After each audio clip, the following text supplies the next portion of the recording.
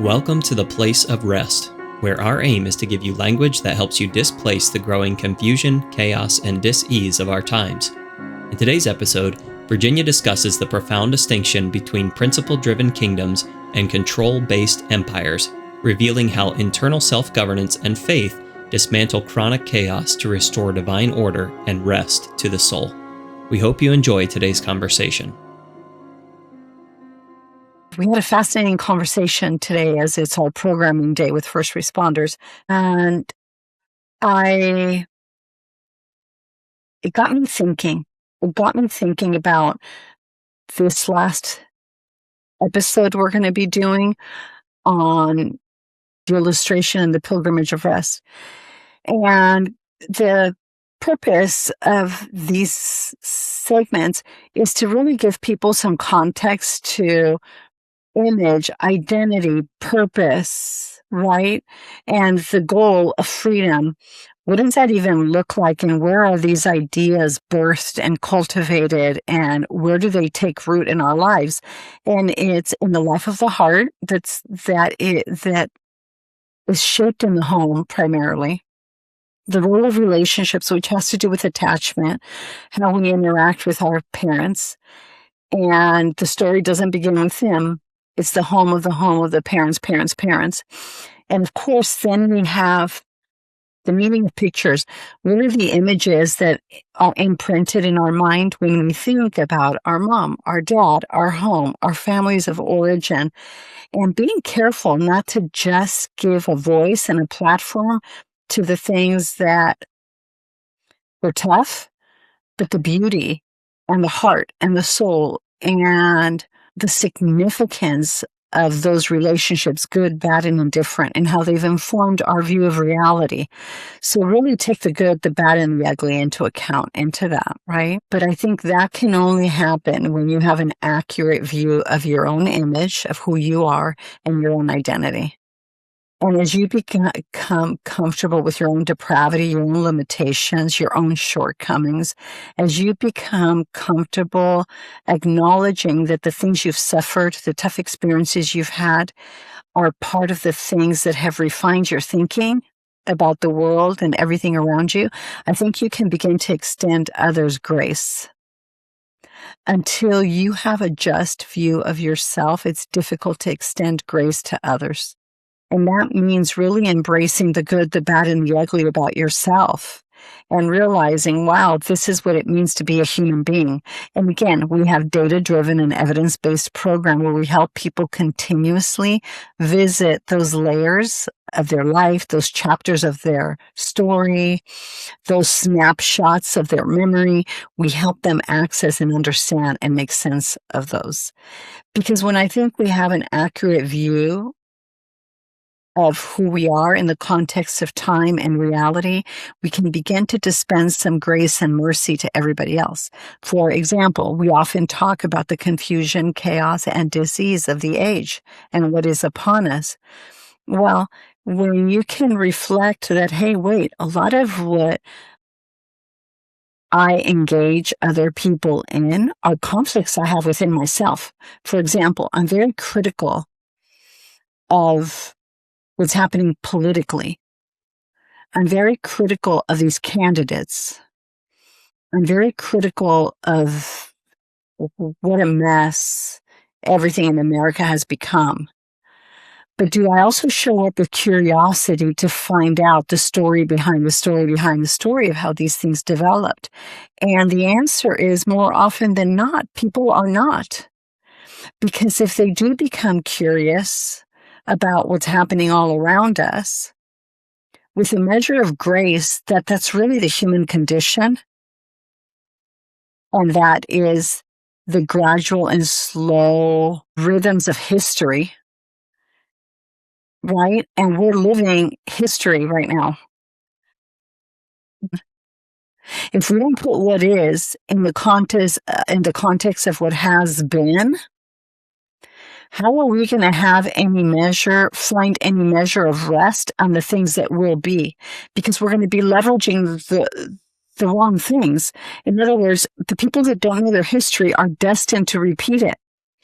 Well, who the heck wants to go back to the Dark Ages? Who wants to revisit the rhythms that lead to a revolution in a country? What is the anatomy of those stories?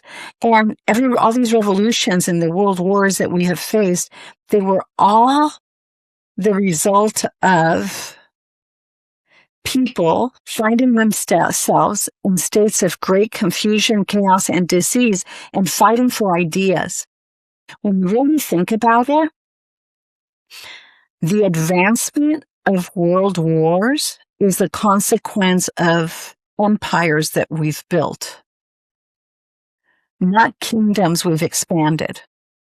An empire is the making of man, is when man becomes a law unto himself and he has a good idea about something. He leverages those good ideas for a lifetime and then builds what? An empire around those ideas. And often those empires come in the form of movements. Often they come in the form of companies, corporations. Amazon, example, X, for example. They're driven by ideas. But here's the thing. Empires have a life cycle, right? And every empire that we build does have a spirit, does have a soul, and does have a body. But what is it? Right? But an empire that is built from the bottom up is generally the fruit of good ideas that man builds and launches and whatever. And they do have a lifeline. A kingdom is different. A kingdom is rooted in principles, not ideas. And there are 3 kingdoms that we can access. We build a lot of science. We talk a lot of science. We explain much of science around those 3 kingdoms here at R.E.S.T. And one of the kingdoms is the spirit, the soul, and the body of a man. And there's universal principles that are absolute and without refute, and they inform those kingdoms, if you will. And those kingdoms advance and spread, but they're indestructible. For example, there's 3 spheres of influence that will never be destroyed by the will of man or the act of empires. And that is the family, that's the church, and that's the state. Or institutions of faith, if you will, and the state. Those are 3 what we call divine institutions. Those divine institutions we hold need to be informed by principles, not ideas. They often talk about America as being a great idea, a great experiment. No, it's not. The United States of America was established by principles, by universal principles common to all men, that all men are created equal, and they have certain inalienable rights, and they must be protected according to the will of the people by those that the will of the people elects to secure their what? Their life, their property, their wellness, right? So, the ideas are the result of universal principles that the founding fathers established. That's why America is not an idea that's just going to be destroyed. It is a kingdom, and the kingdom is one of freedom. And the notion of freedom is expanded by people's capacity to individually self-govern. As a man thinks in his heart, so he is. So in America, the individual in its weakest state has an enormous amount of power. And one thing that can silence the power of that individual is when empires emerge, when instead the intent was to establish kingdoms. And why is this important?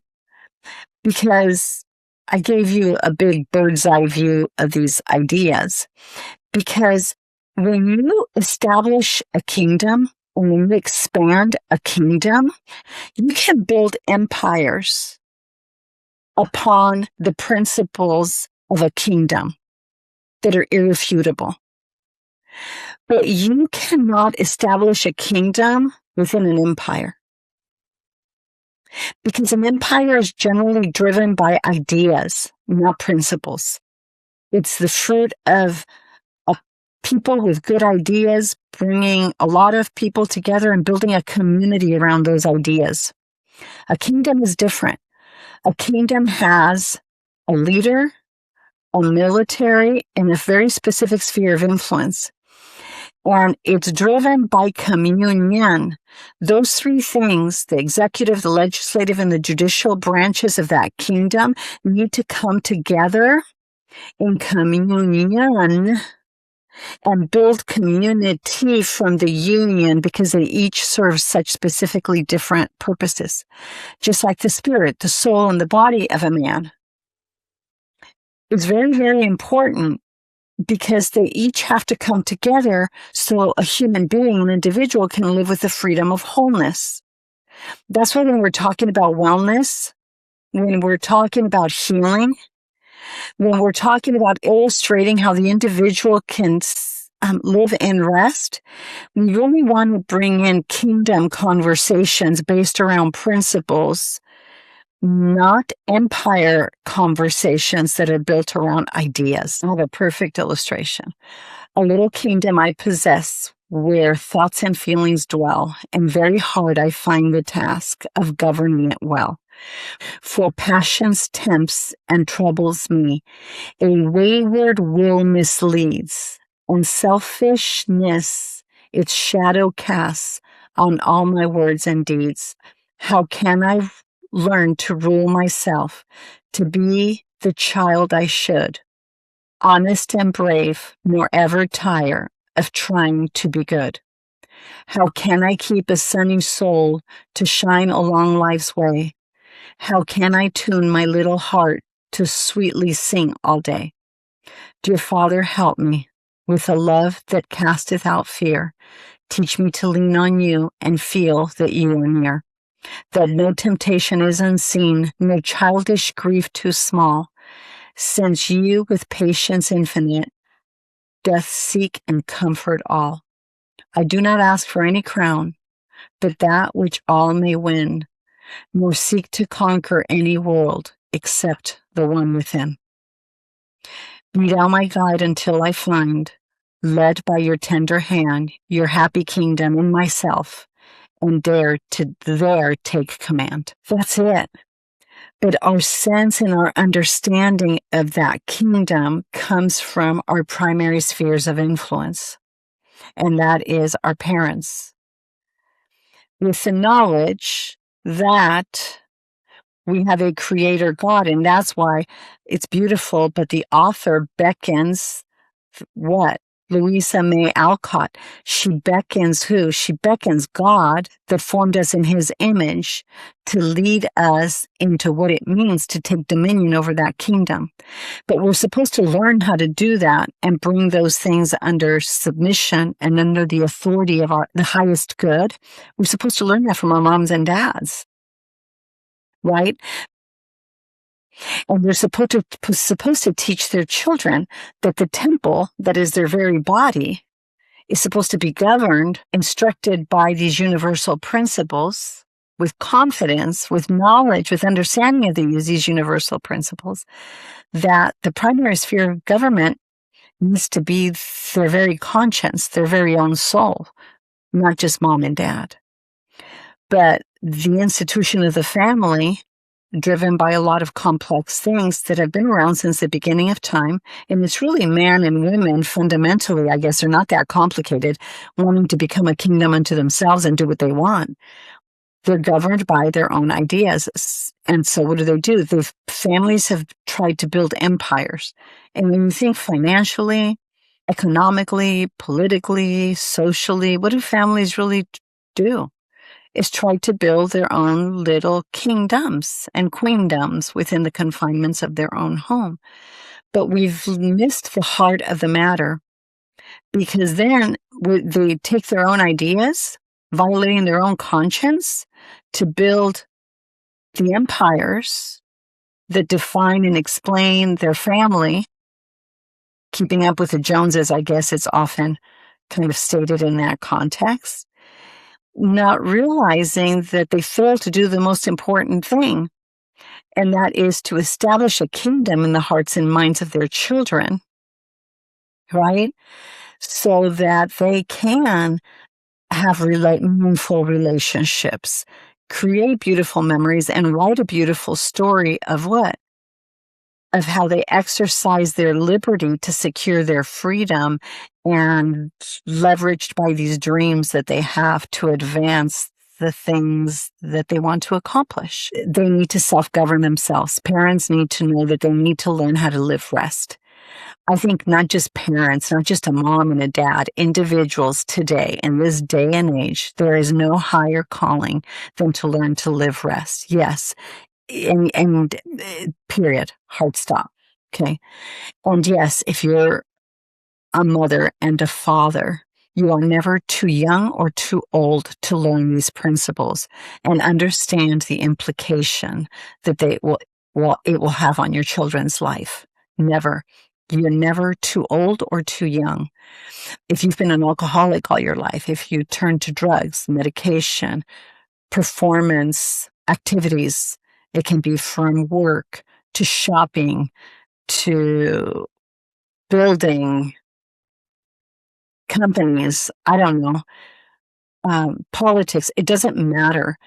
If you have not shown up in the primary sphere of influence, which is your home, to dad, lay down your life for your children, your spouse, your bride, protect her, love her, cherish her like Christ did the church. Love her, give up your life for her. And she gladly will come under one mission with you. And together, women, if you don't show up with the power and authority that you have to support and come alongside your husband and support the highest intentions and the highest good that you both had when you fell in love for the good of bringing the children and advancing those ideas of unity, of balance, harmony, and coherence, of love and life and liberty and love and law. If the man and the woman that are starting a young family or have an old family or their kids are grown and they've gone through the pits of life, it doesn't matter. You still have, if you have a breath, you have an opportunity to reflect on how you have governed the little kingdom within yourself and the implications that that will have on your young family or has had on your aging family. It doesn't matter. I think this is a call to the individual to step into this place of rest and reconcile the conflicts you have within yourself. And to do that, you need to understand where the breach of communication is between your highest ideals, the deepest desires of your heart to do good and live and love and be happy. Where's the breakdown with these universal principles, kingdom principles, that to be kind and love, to love and to love well? Where's the breakdown between those ideals, how you live, and what you do with your body, your temple? Where's the breakdown?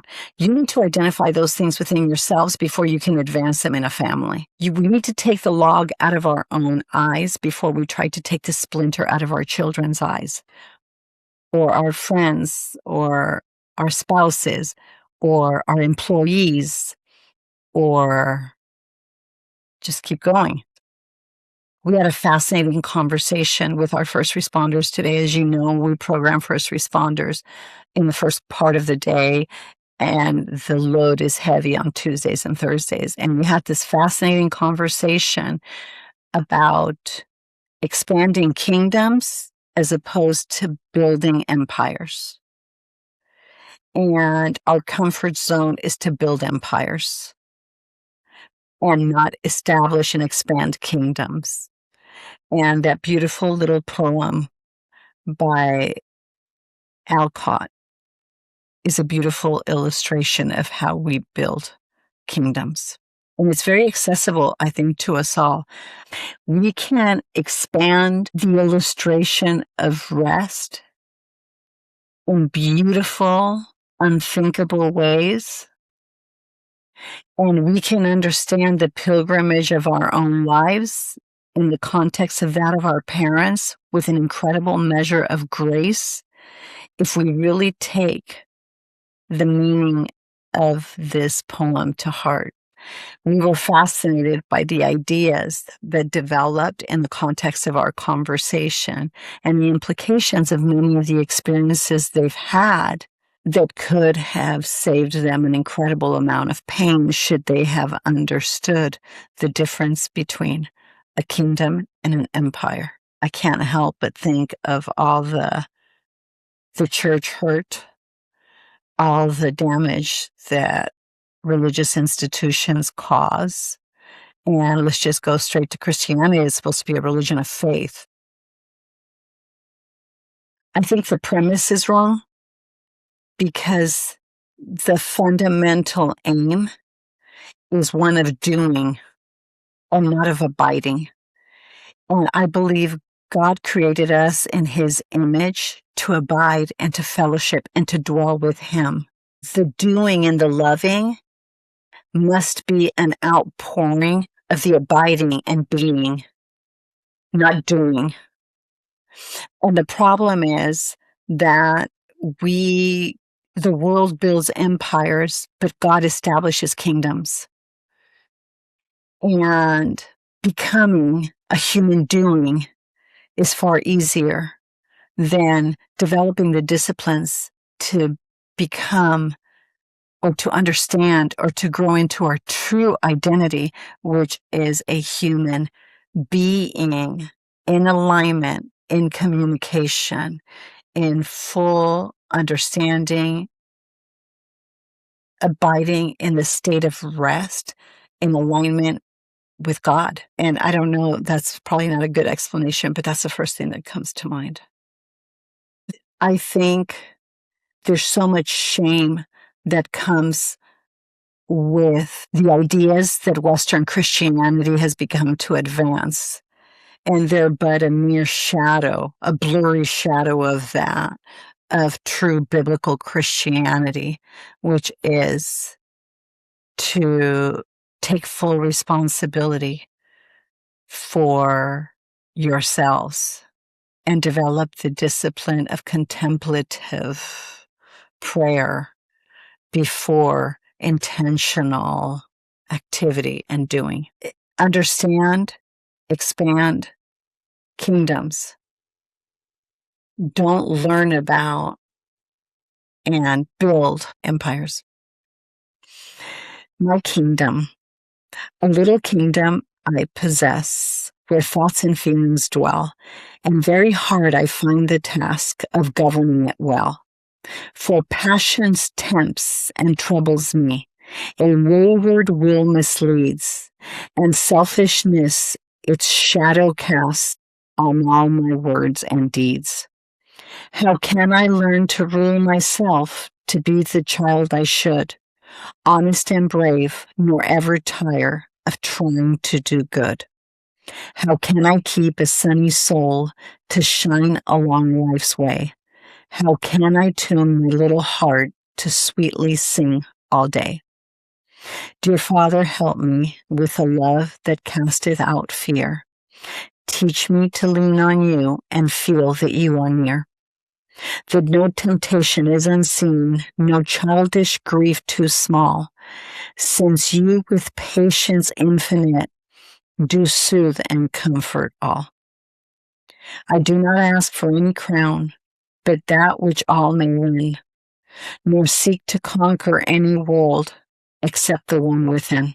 Be my guide until I find, led by a tender hand, your happy kingdom in myself, and dare to take command.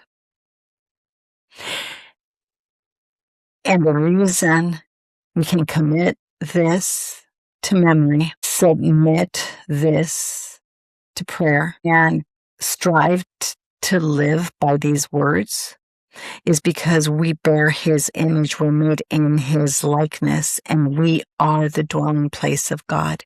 We are the agents through which, in which, by which he chose to expand light, life, liberty, love, and law.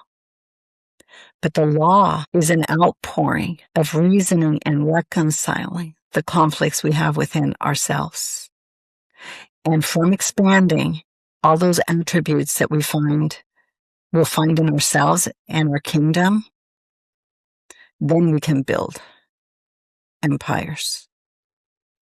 True, sustainable change happens from the expansion of the universal principles that advance the ideas that this poem by Elisa May Alcott, then we can build the unthinkable. We hope listening to this episode has brought you closer to experiencing the freedom of wholeness and healing. If you have questions or comments about today's episode, or for updates about rest, please visit our Instagram or Facebook at The Place of Rest. If you would like more information about Virginia, or to support and join the cause of rest, please go to theplaceofrest.com/donate or call 949-289-5935. Thank you for listening to Rest with Virginia Dixon. We'll see you next week.